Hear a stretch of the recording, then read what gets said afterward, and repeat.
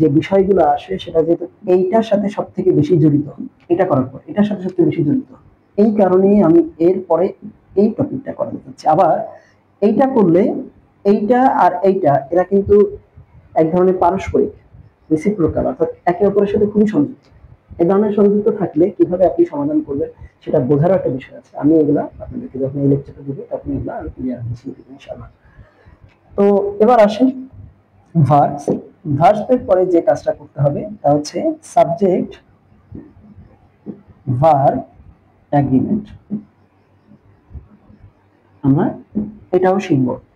এইটা কিন্তু basically deal করে, ইট ডিলস উইথ, এটা কি নিয়ে ডিল করে জানেন? এটা ডিলস উইথ নাম্বার এন্ড,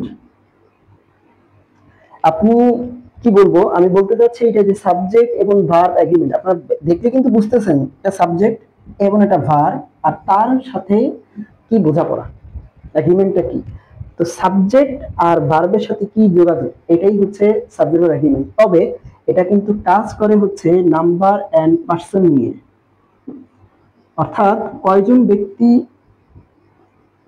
এবং ব্যক্তি কে কে, কোন পার্সনের ব্যক্তিটা আছে আর তারা কয়জন, এই দুটার উপর ভিত্তি করেই কিন্তু বেসিক্যালি সাবজেক্ট আর ভার্ব কাজ করে। এই দুটা যদি সিঙ্গুলার হয় ভার্বটা সিঙ্গুলার হবে, এখানে যদি প্লুরাল থাকে ভার্বটা প্লুরাল হবে। বেসিক্যালি কাজ কিন্তু এটা। প্রশ্ন কিন্তু এমনও আসে, what does the topic subject verb agreement deals with? It deals with number and person. আচ্ছা, এরপরে আসেন নাম্বার 6, নাম্বার 6 যেটাই আসেন। তো এখানে যেটা আছে রাইট ফর্ম ভার্বস, এরপরে সাবজেক্ট ভার্ব এগ্রিমেন্ট, আর তারপরে যেটা আসবে তা হচ্ছে ট্রান্সফরমেশন অফ সেন্টেন্সেস।